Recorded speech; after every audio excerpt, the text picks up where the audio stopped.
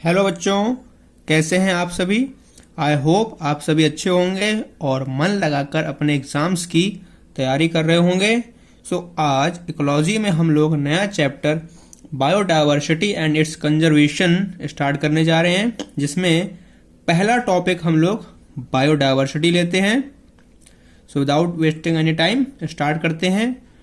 Biodiversity से अगर आप बेटा मतलब समझें कि कितने प्रकार की जैव विविध हमें इस संसार में देखने को मिलती हैं, जैसे कि यहाँ की land, soil, water, hydrosphere, natural resources, ये सभी चीज़ें बायोडायवर्सिटी में आती हैं। तो बायोडायवर्सिटी में जो हमें पहला टॉपिक पढ़ना है दैट इज नेचुरल रिसोर्सेस। वो क्या है? Natural resources. ठीक है, अब बात करते हैं कि नेचुरल रिसोर्सेस होता क्या है। नेचुरल रिसोर्सेस वो मटेरियल होते हैं, दी मटेरियल्स या फिर कोई भी कंपोनेंट, एनी कंपोनेंट जो कि यूटिलाइज किए जाएं किसी व्यक्ति के द्वारा, that can be utilized by man, और जो आवश्यक हो लाइफ के वेलफेयर के लिए, एंड आर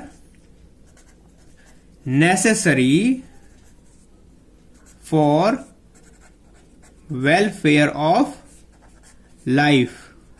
ठीक है, इसके अलावा जो भी हमारे नेचुरल एनवायरनमेंट जैसे कि एटमॉस्फेयर में, हाइड्रोस्फीयर में, लिथोस्फीयर में प्रेजेंट हो, उसे कहते हैं नेचुरल रिसोर्सेस। विच इज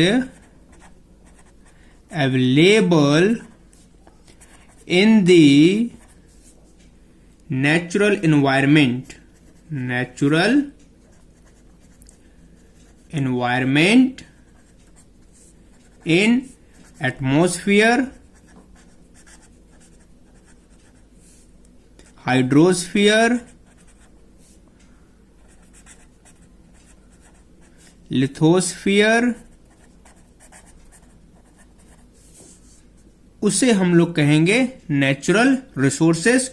और नेचुरल रिसोर्सेस के एग्जाम्पल क्या हैं? आपका पहला ऑक्सीजन, दूसरी लैंड, तीसरी सॉइल, इसके अलावा आपका वाटर, देन आपके forest, then animals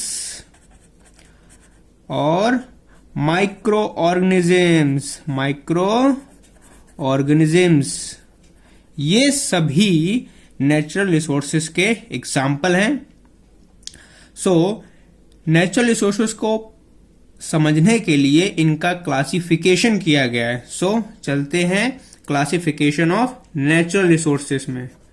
classification of natural resources. ठीक है, तो इसका क्लासिफिकेशन इस बात पर किया गया है कि इसमें कितने नेचुरल रिसोर्सेस इन एग्जॉस्टिबल हैं और कितने एग्जॉस्टिबल हैं।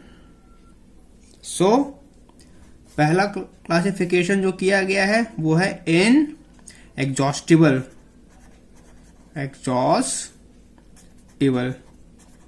रिसोर्सेस। देखते हैं इन एग्जॉस्टिबल रिसोर्सेस क्या होते हैं। ये वो रिसोर्सेस होते हैं जो खत्म नहीं होते हैं, जिनको एग्जॉस्ट नहीं किया जा सकता, खत्म नहीं किया जा सकता, और हम उन्हें खत्म नहीं कर सकते, जो अनलिमिटेड क्वांटिटीज में प्रेजेंट होते हैं। कौन से रिसोर्सेस हैं ये? वो रिसोर्सेस जो कि अवेलेबल होते हैं इन अनलिमिटेड क्वांटिटी, अनलिमिटेड क्वांटिटीज। ठीक है, और जिनकी क्वांटिटी अर्थ में बिना बदले हमेशा रहती हो, चाहे ह्यूमन का कितना भी इम्पैक्ट पड़ता रहे। तो क्या कहेंगे, एंड दी अर्थ क्वांटिटी में remain unchanged by human impact. So आप समझ गए होंगे, इन एग्जॉस्टिबल रिसोर्सेस जिनको हम कितना भी यूज कर लें, उनकी जो क्वांटिटी है उसमें कोई भी चेंजमेंट नहीं आता है। और इस इन एग्जॉस्टिबल रिसोर्सेस के एग्जाम्पल क्या क्या हैं? पहला तो सोलार एनर्जी, पहला क्या है, सोलार एनर्जी। दूसरा आपका विंड पावर, तीसरा आपका एयर और जियोथर्मल एनर्जी, जियोथर्मल एनर्जी। इनको व्यक्ति चाहे कितना भी यूज करता रहे, वो हमेशा अनचेंज्ड ही रहेंगे, उन पर कोई भी असर नहीं पड़ेगा, उनकी क्वांटिटी पर कोई भी असर नहीं पड़ता है। इसमें आपको एक नोट याद रखना है कि भले इसकी क्वांटिटी पर असर ना पड़ता हो, लेकिन इसकी क्वालिटी पर असर पड़ता है। जैसे जैसे ह्यूमन की पॉपुलेशन बढ़ती जाती है, सो नोट क्या रखना है आपको याद, इट्स क्वालिटी, क्या क्वालिटी अफेक्टेड हो सकती है, कैन बी अफेक्टेड, वो भी किसकी वजह से, due to continuous increase in human population, continuous increase in human population. ठीक है। और अगर इसमें एग्जाम्पल दिया जाए तो इसमें एग्जाम्पल रहेगा आपका एयर पॉल्यूशन। एयर हमारे पास अनलिमिटेड है, लेकिन जैसे जैसे ह्यूमन पॉपुलेशन बढ़ती जा रही है, एयर पॉल्यूट होती जा रही है। नाउ जो सेकेंड टाइप का रिसोर्सेस है, दैट इज एग्जॉस्टिबल रिसोर्सेस। क्या, एग्जॉस्टिबल रिसोर्सेस। तो आप इसके नाम से ही समझ गए होंगे, एक ऐसा रिसोर्स जो कि एग्जॉस्ट हो जाता है, जो कि खत्म हो जाता है यदि उसका ह्यूमन लगातार यूज करते रहे। So these are likely to be finished by human use और अनसस्टेनेबल यूज, मतलब कि सही तरीके से अनसस्टेनेबल यूज, अगर उसका सही तरीके से प्रयोग ना किया जाए। सो जो हमारे एग्जॉस्टिबल रिसोर्सेस हैं, इनको अगेन हमने क्लासिफाई किया है इस बेस पर कि किस रिसोर्स को हम रिन्यू कर सकते हैं और किसे रिन्यू नहीं किया जा सकता है। सो इसको हमने फर्दर डिवाइड किया है इनटू 2 ग्रुप्स, जिसमें से जो हमारा पहला ग्रुप है उसको बोलेंगे रिन्यूएबल रिसोर्सेस। क्या, रिन्यूएबल रिसोर्सेस। सो जो हमारे रिन्यूएबल रिसोर्सेस हैं, ये वो रिसोर्सेस होते हैं जो कि ह्यूमन के द्वारा कंटिन्यूअस कंज्यूम किए जाते हैं, लेकिन ये कंटिन्यूअसली नेचर में रिन्यूएबल भी होते रहते हैं यदि इनको एक प्रॉपर वे में मैनेज किया जाए, नहीं तो ये भी कंप्लीटली खत्म हो जाएंगे। बात समझ में आ गई होगी। रिन्यूएबल रिसोर्सेस जिनको हम लोग रिन्यू कर सकते हैं। सो क्या डेफिनेशन बनेगी, दोस which are being continuously consumed by man, लेकिन बट रिन्यूड, जो कि रिन्यू हो सकते हैं कंटिन्यूअसली बाय नेचर, या नेचर उनको लगातार कंटिन्यूअसली रिन्यू करता रहता है। और ये तभी पॉसिबल है ऑलवेज, जब हमेशा अवेलेबल हो और उसको मैनेज किया जाए एक प्रॉपर वे में। If managed in a proper way, नहीं तो ये भी खत्म हो जाएगा। अदरवाइज दे में इवन गॉट टोटली एग्जॉस्टेड, ये भी पूरी तरीके से खत्म हो जाएंगे यदि इनको सही तरीके से मैनेज नहीं किया गया। ठीक है, इसके एग्जाम्पल देखें रिन्यूएबल रिसोर्सेस के, तो इसमें आपके बायोटिक रिसोर्सेस आएंगे।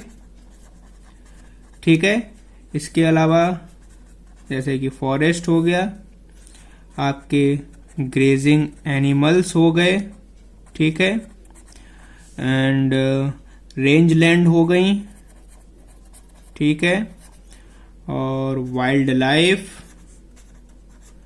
ठीक है, and agriculture crop system, agriculture crop system, और उसके अलावा सॉइल एंड एसेट्रा। ये सभी ऐसे रिसोर्सेस हैं जिनको अगर आप सही तरीके से मैनेज करते हैं तो एनवायरनमेंट, जो हमारा नेचर है, वो उसको लगातार रिन्यू करता रहता है। जो सेकेंड टाइप का एग्जॉस्टेड रिसोर्सेस है वो है नॉन रिन्यूएबल, जिसको आप दोबारा से रिन्यू नहीं कर सकते हैं। ठीक है, इसके नाम से ही चल रहा होगा पता, जिसको आप दोबारा से रिन्यू नहीं कर सकते हैं, नॉट रिन्यूएबल।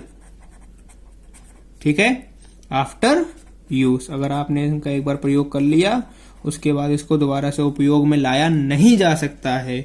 और इसके एग्जाम्पल क्या हैं, जैसे कि आपका फॉसिल फ्यूल एक बार जल गया तो वापस नहीं आएगा। फॉसिल फ्यूल मतलब कोल एंड पेट्रोलियम, एक बार यूज हो गए तो हो गए।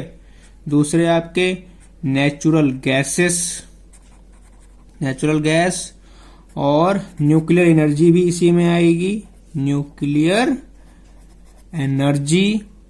और अगर बात करें तो आपकी बायोटिक स्पीसीज, बायोटिक स्पीसीज, और आपके मिनरल्स जितने भी प्रेजेंट हैं, तो ये सभी ऐसे रिसोर्सेस हैं जिनको आप रिन्यू नहीं कर सकते हैं। ठीक है, एक आपको नोट भी याद रखना है, और वो नोट ये है कि जो आपकी न्यूक्लियर एनर्जी होती है ये नॉन रिन्यूएबल तो है, लेकिन ये अनलिमिटेड रिसोर्स में भी आता है। सो क्या है, that nuclear energy is non renewable and unlimited resource, unlimited resource, इसको अनलिमिटेड रिसोर्स माना जाता है। ठीक है, लेकिन ये नॉन रिन्यूएबल है, एक बार यूज हो गई तो हो गई। अब रिसोर्सेस के बाद हम बात करते हैं हाइड्रोस्फीयर, या फिर कह सकते हैं वाटर रिसोर्सेस की। किसकी बात करेंगे, हाइड्रोस्फीयर और वाटर रिसोर्सेस। ठीक है, अगर हम हाइड्रोस्फीयर और वाटर रिसोर्सेस को देखें तो जो टोटल वॉल्यूम ऑफ वाटर है वो 1.4 बिलियन क्यूबिक किलोमीटर एरिया को लगभग कवर कर रखा है, इतना वॉल्यूम है। लगभग अगर हम देखें जो हमारा ओशियनिक वाटर है या फिर ओशन वाटर है वो 97.5 के आसपास होता है। और ये जो ओशन वाटर है ये हमारे ह्यूमन के लिए यूजेबल नहीं है क्योंकि इसमें सैलिनिटी होती है। हमारे पास लगभग 2.5% ही फ्रेश वाटर अवेलेबल है, उसमें से भी लगभग 1.9% हमारा आइस कैप्स में स्टोर है, मतलब कि आइस के रूप में है। और अगर ग्लेशियर्स हमारे बात करें तो वो हमारे ग्राउंड वाटर का ग्लेशियर्स भी हमारे आइस कैप्स में आ जाएंगे। और जो 0.5% के आसपास हमारे पास ग्राउंड वाटर है। और जो सॉइल के अगर मॉइस्चर की बात करें तो वो लगभग 0.01% के आसपास होती है। सो हाइड्रोस्फीयर में जो टोटल वॉल्यूम है किसका, वाटर का, पूरे के पूरे हाइड्रोस्फीयर में, इन दी हाइड्रोस्फीयर, ठीक है। ये थोड़ा सा पुराना डेटा है, हो सकता है आप कम भी हो गया हो, बिलियन क्यूबिक, ठीक है, वॉल्यूम है। सो क्यूबिक में आ जाएगा किलोमीटर्स। और अगर ओशियन वाटर की बात करें सो ओशियन वाटर जो है वो हमारा 97.5% है, जो कि ह्यूमन के लिए यूजेबल नहीं है। फ्रेश वाटर की अगर बात करें तो ये हमारे पास लगभग 2.5% के आसपास है। और अगर आइस कैप्स में अगर बात करें in the form of ice caps तो वो लगभग 1.97% के आसपास है, जो कि हमारे पोलार्स में है, जितने भी हमारे पोलार रीजन है। और अगर ग्राउंड वाटर की बात करें, किसकी, ग्राउंड वाटर, तो वो टोटल वाटर का 0.5% अवेलेबल है। और जो वाटर सॉइल में है यानी कि मॉइस्चर इन दी सॉइल या फिर सॉइल मॉइस्चर जो हमें देखने को मिला है दैट इज 0.01%। तो ये कुछ मानक हैं according to the scientist, according to the survey last 2020। ये आपको थोड़ा सा याद रखना है। आफ्टर हाइड्रोस्फीयर या फिर वाटर रिसोर्सेस, अब हम लोग बात करेंगे लैंड रिसोर्स की। किसकी, land resources. So land resources आप जानते ही हैं।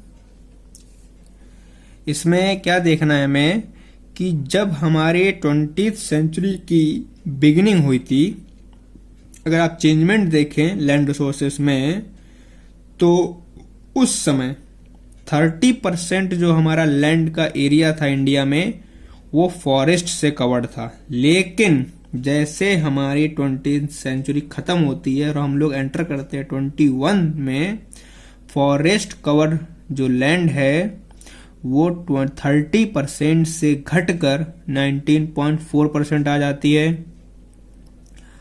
और उसमें से भी जो डेंस फॉरेस्ट एरिया कवर्ड है वो केवल और केवल 12% है। तो हम लोग लगातार रिसोर्सेस का बिना देख रेख के यूज किए जा रहे हैं और एक ऐसा समय आएगा जब कुछ भी नहीं बचेगा। सो लैंड रिसोर्सेस में क्या याद रखना है आपको, at the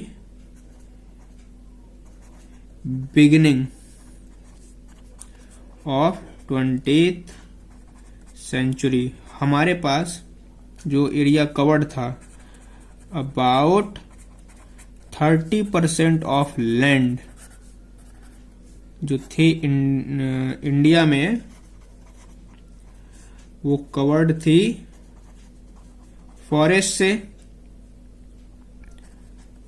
covered with forest. लेकिन हम इंसानों की वजह से एंड जब खत्म होती है 20th सेंचुरी के या फिर 20th सेंचुरी के एंड तक हम लोगों ने इतनी बढ़ोतरी कर ली, इतना डेवलपमेंट कर लिया कि जो हमारा फॉरेस्ट एरिया है वो घट गया। फॉरेस्ट जो कवर है वो रिड्यूस्ड हो गया, कितना, 19.4%। ठीक है, इतना बचा के 30% में से, और इसमें से भी आउट ऑफ 19.4 इसमें से भी जो 12% है वो आपका कवर्ड है डेंस फॉरेस्ट से। किससे? Dense forest. तो हमने इतना ज्यादा कर लिया है डेवलपमेंट कि हमने हमारे जो लैंड पर फॉरेस्ट थे उनका यूज कर लिया। अब हम लोग देखते हैं कि पर कैपिटा कितना फॉरेस्ट इंडिया में अवेलेबल है। कुछ इंपॉर्टेंट पॉइंट जैसे मैं बता रहा था, अगर हम हर चीज पर कैपिटा देखें, पर कैपिटा जो फॉरेस्ट एरिया अवेलेबल है, पर कैपिटा जो फॉरेस्ट एरिया अवेलेबल है इंडिया में, वो 0.06 हेक्टेयर है। इसके अलावा बात करें जो फॉरेस्ट एरिया अवेलेबल है पूरे वर्ल्ड में, वो 0.64 हेक्टेयर के आसपास है। और इंडिया की बात करें तो इंडिया में जो हमारा 33% फॉरेस्ट एरिया है, ये रिकमेंडेड किया गया है नेशनल फॉरेस्ट पॉलिसी ने, और ये पॉलिसी कब आई थी? 1988 में। इंडिया में 33% फॉरेस्ट एरिया रिकमेंडेड किया गया है, बताया गया है कि इतना तो अवेलेबल होना ही होना चाहिए। वो भी किसने किया है?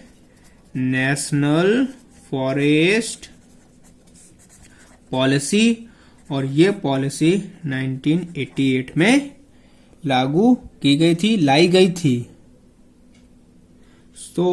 ये कुछ चीजें हमें ध्यान रखनी है। अब हम बात करते हैं कल्टीवेशन में। कल्टीवेशन में जो सबसे पहला कल्टीवेशन हम लोग देखते हैं, दैट इज शिफ्टिंग कल्टीवेशन। क्या? Shifting cultivation. इस कल्टीवेशन को एक और नाम से भी जानते हैं जिसका नाम होता है जूम कल्टीवेशन। क्या? Zoom cultivation. इसके नाम से ही आप समझ रहे होंगे कि शिफ्टिंग कल्टीवेशन क्या होता है। इसमें generally slash and burn agriculture का यूज किया जाता है, और ये नॉर्थ ईस्ट जितने भी स्टेट्स हैं इंडिया के, वहां पर इसको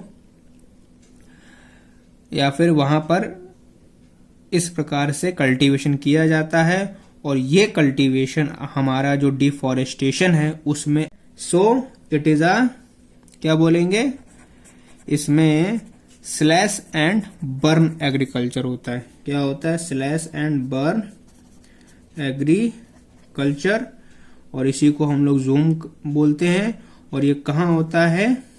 इन the North East states of India. ठीक है, और इसका बहुत बड़ा कंट्रीब्यूशन है। It is also contributed to deforestation. ठीक है, हम काटते हैं, वहां पर उगाते हैं, हमारा काम होने के बाद जला देते हैं, या फिर पहले जमीन जलाई, फॉरेस्ट जलाया, उसके ऊपर खेती करी, फिर उसको छोड़ के चले गए। ये डिफॉरेस्टेशन का एक मेजर कॉज है। बहुत सारी ट्राइबल कम्युनिटीज हैं जो प्रैक्टिस करती हैं इस स्लैश एंड बर्न एग्रीकल्चर को, वो भी ट्रॉपिकल और सब ट्रॉपिकल रीजन्स में। अगर हम रीजन की बात करें तो ये कहाँ कहाँ पर हो रहा है? ट्रॉपिकल एंड सब ट्रॉपिकल। ठीक है, वो भी किस किस जगह के? एशिया में देखने को मिलता है, अफ्रीका में देखने को मिलता है, और ओशियाना में। किसमें? ओशियाना, या फिर कुछ लोग इसको ओशिनिया भी पढ़ते हैं। ठीक है, इसमें सबसे पहले क्या करते हैं? हम ट्रीज की कटिंग करते हैं, उनके बाद उनकी सेटिंग की जाएगी। सेटिंग का मतलब उनको जला दिया जाएगा और उसकी राख को फैला देंगे फील्ड पर। इसके बाद राइजिंग करेंगे क्रॉप्स का और उसके बाद उसको काटने के बाद जला देंगे, ठीक है। और फिर किसी दूसरी जमीन पर चले जाते हैं।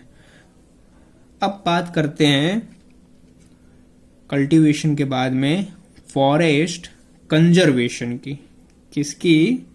क्योंकि हमने बहुत ज़्यादा तो भाई ख़त्म कर लिया, बहुत ज़्यादा यूज़ कर लिया, अब हमें कुछ कंजर्व भी करना होगा। So now forest conservation. जब हम लोग फॉरेस्ट कंजर्वेशन की बात करते हैं तो इस चीज को दो तरीके से किया जा सकता है।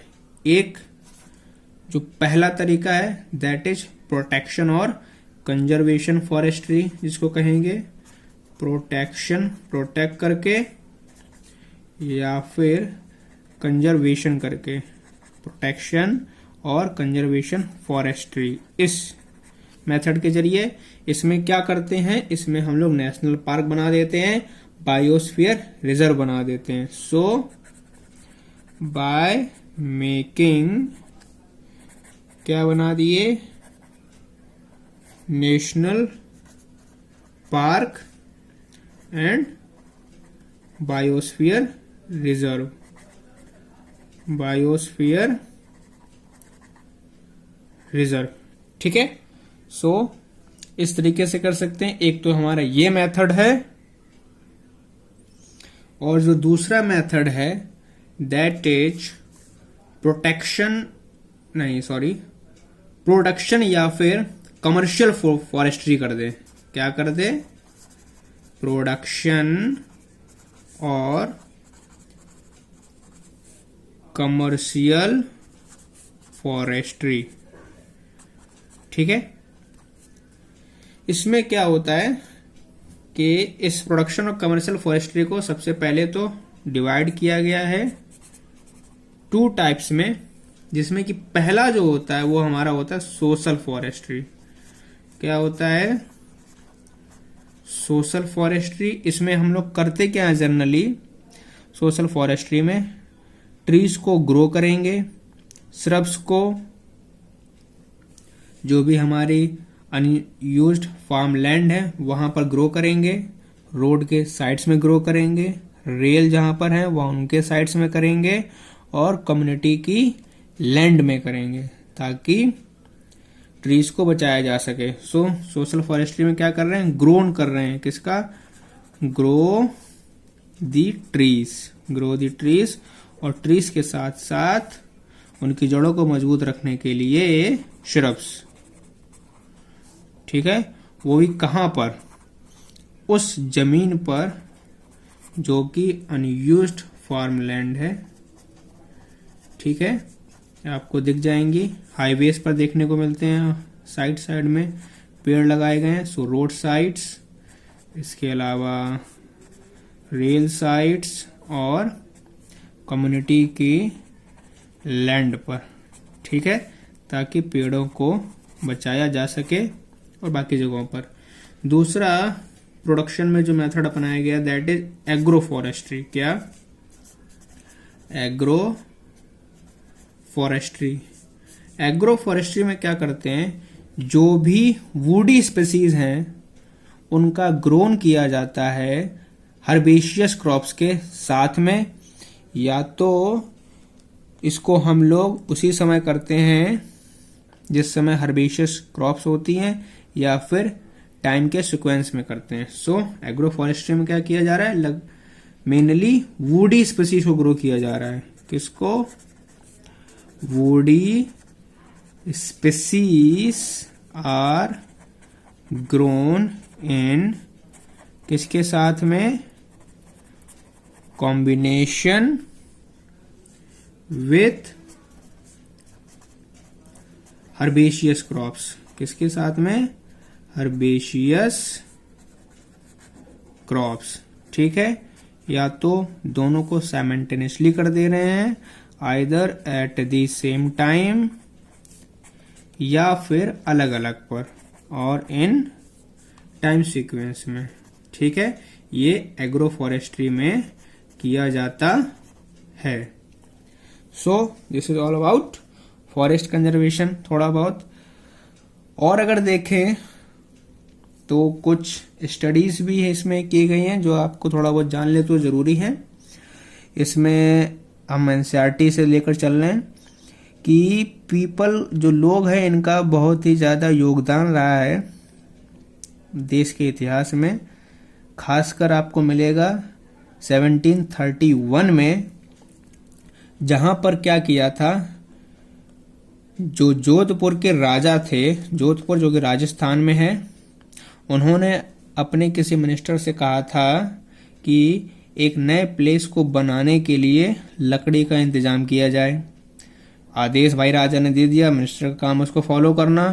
तो जो मिनिस्टर था और साथ में वर्कर्स वो गए एक जंगल के पास में जो कि किसी गांव के पास में था, और जो वो गांव था वो बिश्नोई का गांव था। ठीक है, और पेड़ों को काटने लगे। जब बिश्नोई कम्युनिटी ने इस बात को देखा तो उन्होंने इसको रोकना चाहा, इसका विरोध किया। उसमें जो खास नाम आता है, एक बिश्नोई वुमेन का नाम आता है जिसका नाम था अमृता देवी, जो आपको याद रखना है। उन्होंने एक एग्जाम्पलरी करेज दिखाया था। कैसा कि वो पेड़ से लिपट गई और कहा कि अगर पेड़ को काटना है तो सबसे पहले मुझे काटना होगा। सो अमृता देवी का आपको नाम याद रखना है। जो इसके अलावा अमृता देवी को गवर्नमेंट ऑफ इंडिया ने इनके नाम पर एक Amrita Devi Bishnoi wild life protection award भी जारी किया है। सो अगर हम बात करें इसमें एक इम्पोर्टेंट नोट की, जिसमें आपको नाम याद रखना है किसका, अमृता देवी का। ये बिश्नोई फैमिली से थी। ठीक है, किससे थी, बिश्नोई कम्युनिटी से। कहानी भी सुनी होगी। और ये बात थी 1731 की। जोधपुर में रहने वाली थी। और इनके खास बात, गवर्नमेंट ऑफ इंडिया ने क्या किया है, एक प्रोटेक्शन अवार्ड है, that is Amrita Devi Bishnoi wild life protection award घोषित किया है। ठीक है, सो ये दो इंपॉर्टेंट चीजें, ये दो, एक तो नाम और उनके नाम पर अवार्ड, ये चीजें याद रखनी है। इसके अलावा ऐसा ही एक और भी हुआ है, दैट इज, सुना भी होगा आपने, चिपको मूवमेंट। चिपको मूवमेंट कहाँ पे हुआ था, ये मूवमेंट हिमालय के गढ़वाल में हुआ था, वो भी 1974 में।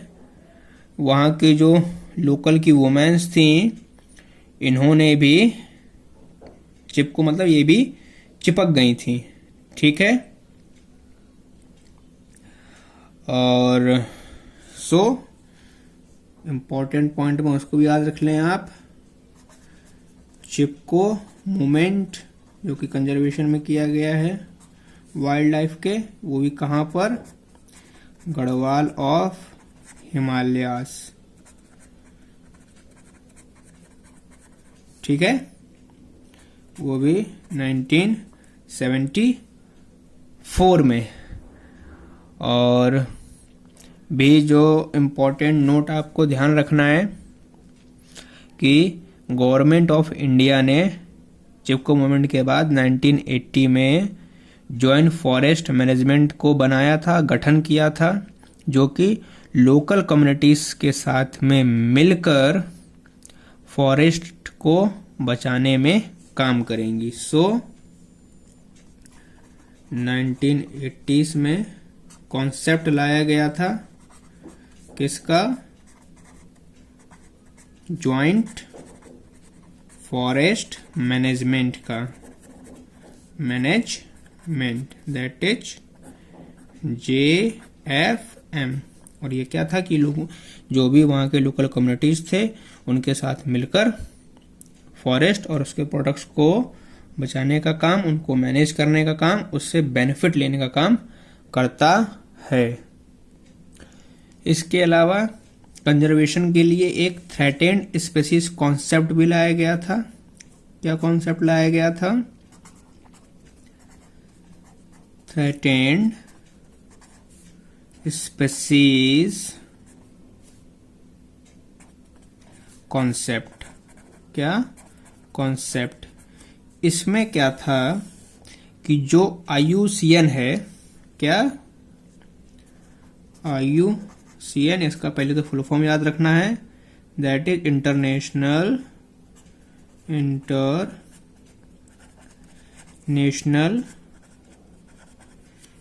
Union for conservation of nature, for conservation of nature.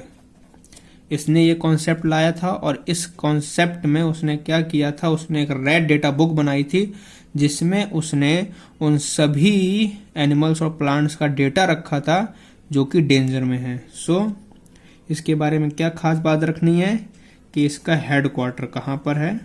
Headquarter, तो इसका हेडक्वार्टर मॉर्गेस में है और मॉर्गेस स्विट्जरलैंड में है। कहाँ पर है? स्विट्जरलैंड। एंड ये क्या करते हैं? मेंटेन करते हैं एक रेड बुक को, मेंटेन रेड बुक। इसमें जानकारी होती है, रिकॉर्ड होता है एनिमल्स का और प्लांट्स का, एनिमल्स एंड प्लांट्स जो कि डेंजर में हैं, which are known to be in danger, which are known to be in danger. ठीक है, इसी को देखते हुए 1972 में इंडिया ने भी शेड्यूल प्रोवाइड करना शुरू किए। उसमें उन्होंने जो भी फौना थी उनको डिवाइड किया कंजर्वेशन स्टेटस के हिसाब से। उन्होंने शेड्यूल 1 एक लिस्ट बनाई जिसमें रेयर एंड एंडेंजर्ड स्पीसीज को रखा गया और उसके लिए उन्होंने कुछ कैटेगरीज भी बनाई, वो हम कैटेगरीज देखते हैं। सो some important examples लेके चल रहे हैं, examples of threatened species in India। ठीक है, in India। तो एक तरफ कर लेते हैं कैटेगरी, दूसरा उसमें प्लांट्स, क्योंकि जो नेशनल प्रोटेक्शन एक्ट बनाया था वो फौना के लिए ही था। सो प्लांट्स और उसके साथ साथ एनिमल्स को भी लेके चलते हैं। एनिमल्स, सो कैटेगरी पहली वो जिसमें क्रिटिकली इंडेंजर्ड को रखा गया है, क्रिटिकली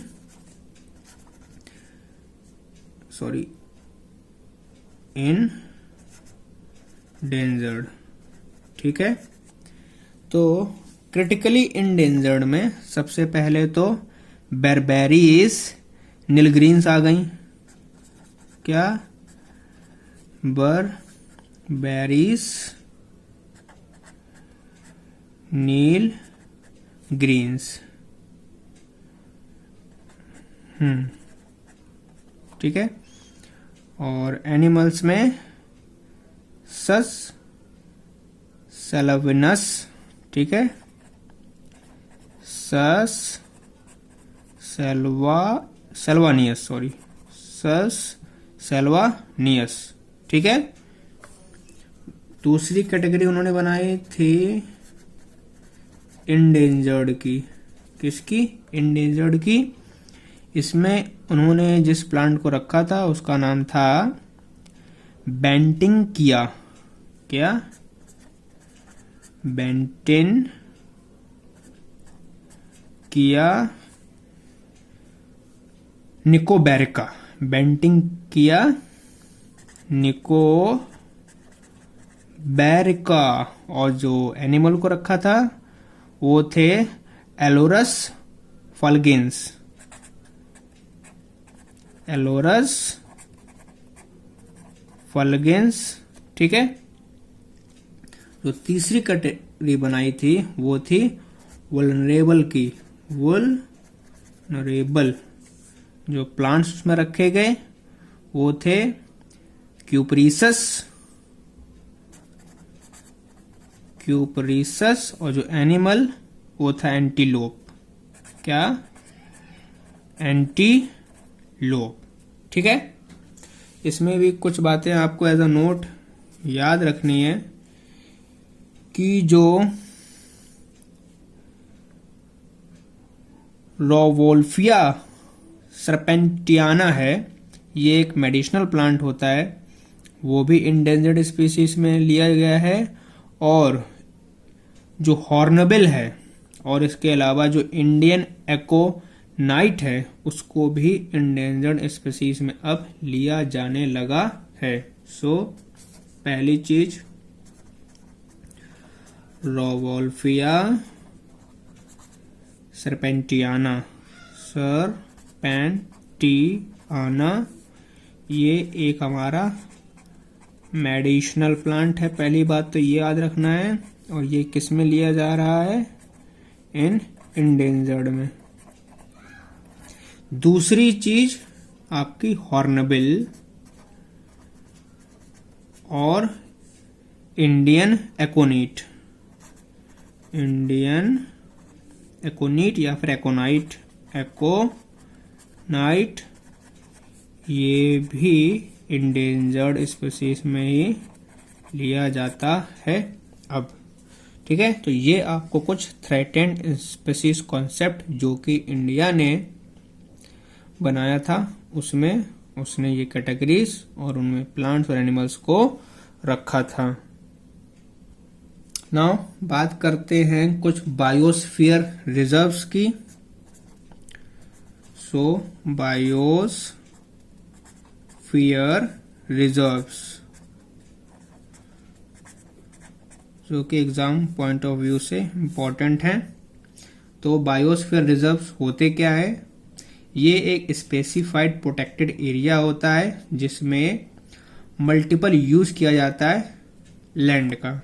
सो इसकी डेफिनेशन कर लेके चलते हैं। So it is a specified protected area. पहली बात, इसमें किया जाता है in which multiple use of land. Land का एक से अधिक यूज परमिटेड होता है। In which multiple use of land is permitted. Okay. Biosphere reserve में टोटल 3 जोन्स बनाए गए हैं। 3 जोन्स ऑफ बायोस्फीयर रिजर्व, जिसमें से जो पहला जोन है वो है आपका कोर जोन। क्या है? Core zone. कोर जोन क्या होता है? ये आपका सेंटर में लाई करेगा जहां पर कोई भी ह्यूमन एक्टिविटी नहीं होती है। So it lies at the centre where no human activity is allowed, where no human activity is allowed, ठीक है। दूसरा जोन बनाया गया that is buffer zone. The buffer zone, जो बफर जोन होता है यहां पर ह्यूमन एक्टिविटी अलाउ है लेकिन limited. So limited human activity is allowed. Now जो एक तीसरा जोन बनाया गया है दैट इज मैनिपुलेटिंग, या फिर इसी को ट्रांजिशन जोन भी बोलते हैं। मैनिपुलेटिंग और ट्रांजिशन जोन, ट्रांजिशन जोन जहां पर ह्यूमन एक्टिविटीज एक बड़े लेवल पे हो सकती हैं। ह्यूमन एक्टिविटीज वुड गो, जहां पर ह्यूमन एक्टिविटीज हो सकती है। सो बायोस्फीयर रिजर्व में हमने ये जोन बनाए हैं। अब आपको कुछ बायोस्फीयर रिजर्व्स के नाम भी याद रखने पर हैं। सो इसके लिए एक चार्ट बना लेते हैं। पहले तो बायोस्फीयर रिजर्व और दूसरा वो इंडिया के किस स्टेट्स में हैं, ठीक है, सॉरी स्टेट में है। तो पहला एक तो हो गया आपका नंदा देवी, ठीक है, नंदा देवी आपका उत्तराखंड में है, उत्तराखंड में। दूसरा नॉकरेक, नॉकरेक कहाँ है, मेघालय में। तीसरा मानस, मानस आपका आसाम में है। चौथा दिब्रू सैखोवा, क्या, दिब्रू सैखोवा, यह भी आपका आसाम में है। पांचवा देबांग, क्या, देबांग, ये आपका अरुणाचल प्रदेश में है, अरुणाचल प्रदेश, ठीक है। इसके बाद सुंदरबंस फेमस हैं, ये आपके वेस्ट बंगाल में। इसके बाद गल्फ ऑफ मन्नार, तो गल्फ ऑफ मन्नार आपका तमिलनाडु में है। और नीलगिरी, नीलगिरी बहुत बड़ा है अपने आप में, तो ये आपका इसका कुछ हिस्सा केरला में आता है, कुछ हिस्सा कर्नाटका में आता है और कुछ तमिलनाडु में आता है। इसके बाद और भी जो याद रखने हैं that is great Nicobar, great Nicobar, ये आपका अंडमान और निकोबार में है, अंडमान एंड निकोबार। इसके अलावा सिमलीपाल, क्या, सिमलीपाल, ये आपका उड़ीसा में आता है। इसके अलावा कंचनजंगा सिक्किम में, कंचनजंगा ये आपका सिक्किम में है। और पचमढ़ी एमपी में, पचमढ़ी आपका एमपी में। और अगस्तमालाई, क्या, अगस्थया मलाई, ये आपका केरला में है। और अचंकमार, कौन सा, अचंकमार, ये आपका एमपी और छत्तीसगढ़ इसका कुछ एरिया एमपी में है, कुछ एरिया छत्तीसगढ़ में है। तो ये कुछ बायोस्फीयर रिजर्व हैं जिनके नाम पूछे गए हैं, तो ये आपको याद रखने हैं, ठीक है। अब बायोस्फीयर रिजर्व के बाद आपको कुछ नेशनल पार्क्स के नाम भी याद रखने हैं। सो उसके लिए एक चार्ट बना लेते हैं। सबसे पहली बात तो name of the national park, उसकी लोकेशन और उसमें इंपॉर्टेंट एनिमल, ठीक है। इसमें से जो पहला है वो है आपका काजीरंगा नेशनल पार्क। क्या? काजीरंगा, ठीक है, काजीरंगा नेशनल पार्क। इसकी लोकेशन कहां पर है? ये आपका आसाम में है, और आसाम में भी शिवसागर डिस्ट्रिक्ट में। सो इसका जो डिस्ट्रिक्ट है वो है शिवसागर, और जो स्टेट है वो है आसाम। जो इम्पोर्टेंट एनिमल है यहाँ पर वो है आपका राइनोसिरस, राइनोसिरस, ठीक है। दूसरा आपका सुंदरबंस, वो भी टाइगर रिजर्व। क्या? Tiger reserve national park. ये आपका परगाना में है, वो भी 24 परगाना, वेस्ट बंगाल। ये किसके लिए है? टाइगर रिजर्व तो टाइगर के लिए।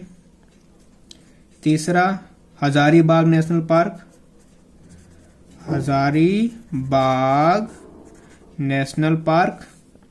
यह आपका हजारीबाग झारखंड में है, हजारीबाग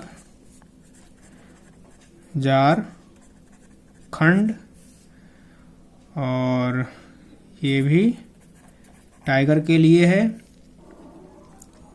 इसके बाद कॉर्बेट नेशनल पार्क जो कि उत्तराखंड में है, कॉर्बेट नेशनल पार्क। लोकेशन इसकी नैनीताल उत्तराखंड, उत्तराखंड। और यहाँ पर भी जो मेनली ये भी टाइगर के लिए ही है, ठीक है। नाउ पांचवा गिर नेशनल पार्क, या फिर गिरी भी कहते हैं इसको, गिर नेशनल पार्क। ये जूनागढ़ में है। कहाँ पर? जूनागढ़ गुजरात, जूनागढ़ गुजरात। और एशियन लॉयन, सो एशियाटिक लॉयन के लिए, ठीक है। ऐसे ही कान्हा नेशनल पार्क है एक, कान्हा नेशनल पार्क। ये आपका मंडला और बालाघाट में है। जो डिस्ट्रिक्ट्स हैं इसमें वो आपका मंडला एंड बालाघाट, और वो भी एमपी में। फेमस किसके लिए है? टाइगर के लिए। इसके अलावा पैंथर के लिए, इसके अलावा चीतल के लिए। यहाँ पर चिंकारा भी हैं, और 4 हॉर्न डियर भी। और क्या है? 4 हॉर्न डियर। अब जो सातवां आपको याद रखना है, तंदुबा नेशनल पार्क। क्या? तंदुबा, या फिर तंदोबा भी कहते हैं इसको। और ये चंद्रपुर महाराष्ट्र में है। कहाँ पर? चंद्रपुर महाराष्ट्र, MH, ठीक है। और ये टाइगर के लिए है। इसके बाद Bandipur national park, Bandipur national park ये आपका मैसूर कर्नाटका में है। मैसूर कर्नाटका फेमस किसके लिए है? एलिफेंट के लिए, टाइगर के लिए और लेपर्ड के लिए, ठीक है। इसके अलावा desert national park, desert national park ये आपका जैसलमेर राजस्थान में है। जैसलमेर RJ राजस्थान। और ये फेमस है ग्रेट इंडियन बस्टर्ड के लिए। किसके लिए? ग्रेट इंडियन बस्टर्ड, ठीक है। और ब्लैक बक के लिए। किसके लिए? ब्लैक बक, ठीक है। और एक और आपको याद रखना है, दैट इज नंदा देवी। नंदा देवी ये उत्तराखंड में ही है और ये फेमस है व्हाइट टाइगर के लिए, व्हाइट टाइगर के लिए, ठीक है। सो नेशनल पार्क्स के अलावा कुछ सेंचुरीज का भी आपको नाम याद रखना है जो कि एग्जाम के पॉइंट ऑफ व्यू से इम्पॉर्टेंट है। So important sanctuaries of India, ठीक है। तो ये देखें, इसमें भी सेम, इसका नाम, उसकी लोकेशन और इम्पोर्टेंट एनिमल। तो पहली हो गई आपकी क्यूलेडियो घाना बर्ड सेंचुरी। कौन सी? क्यूलेडियो घाना बर्ड सेंचुरी, ठीक है। ये आपके भरतपुर में है। कहां पर है? भरतपुर में। और भरतपुर है आपका राजस्थान में। और ये फेमस है जिस बर्ड के लिए, that is Siberian bird. Siberian, generally Siberian में साइबेरियन क्रेन, ठीक है। इसके अलावा अनामलाई सेंचुरी, अनामलाई सेंचुरी ये आपके कोयम्बटूर तमिलनाडु में है। कोयम्बटूर तमिलनाडु। और ये फेमस है टाइगर और एलिफेंट के लिए, टाइगर एंड एलिफेंट के लिए। इसके बाद जो थर्ड नंबर में वो है जल्दापारा, जल्दापारा। इसकी लोकेशन मदारीहट्ट वेस्ट बंगाल में है। कहां पर? मदारीहट्ट वेस्ट बंगाल। और ये फेमस है राइनो के लिए। इसके अलावा एलिफेंट के लिए भी है और टाइगर के लिए भी है। ऐसे ही एक और है दचीगम। कौन सी? दचीगम, ठीक है। ये आपकी श्रीनगर जम्मू एंड कश्मीर में है। श्रीनगर JNK में है। और ये जो फेमस है ये आपकी हंगुल के लिए। हंगुल को कश्मीरी स्टैग भी बोलते हैं। ये किसके लिए है? हंगुल और कश्मीर स्टैग। और इसके अलावा यहाँ पर मस्क डियर भी मिलता है। कौन सा? Musk deer. ठीक है। कुछ और सेंचुरीज भी हैं जो इम्पोर्टेंट हैं, जैसे कि नागा अर्जुन सागर, नागा अर्जुना सागर। ये कहाँ पर है? नागार्जुन आपकी आंध्र प्रदेश। आंध्र प्रदेश में भी गुंटूर कमूल, गुंटूर कमूल एपी, आंध्र प्रदेश। ये आपको ध्यान रखना है, आंध्रा में है। कहाँ पर? आंध्रा में है। और ये टाइगर के लिए फेमस है, टाइगर और पैंथर के लिए। ठीक है। इसके अलावा आपको पेरियार सेंचुरी याद रखनी है। पेरियार ये आपकी केरला में है और ये एलिफेंट के लिए, लेपर्ड के लिए, हॉर्नबिल के लिए, इनके लिए फेमस है। और भी याद रखनी है, चिल्का लेक फेमस है, चिल्का लेक बर्ड सेंचुरी, ये भी एक बर्ड सेंचुरी है। ये आपकी बालागांव ओडिशा में है। कहाँ पर? बालागांव ओडिशा, बालागांव ओडिशा। और ये फेमस है किसके लिए? वाटरफॉल्स के लिए, वाटर फाउल्स, डक्स के लिए और क्रेन्स के लिए। ठीक है। इसके अलावा एक और लास्ट आपको याद रखनी है, that is Manas wild life sanctuary.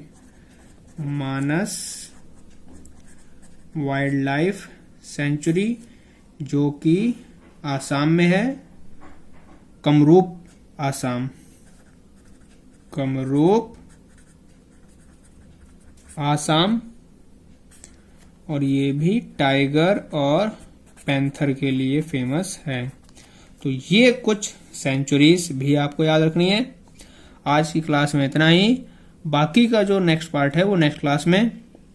तब तक के लिए सही सलामत स्वस्थ रहिए, पढ़ाई करते रहिए और इसके साथ साथ चैनल को लाइक, शेयर एंड सब्सक्राइब भी करें, ताकि इसका उपयोग और बच्चे भी कर सकें जो इस बार एग्ज़ाम देने वाले हैं या फिर जो प्रिपेयर कर रहे हैं नेक्स्ट ईयर के एग्ज़ाम्स के लिए। थैंक यू बच्चों।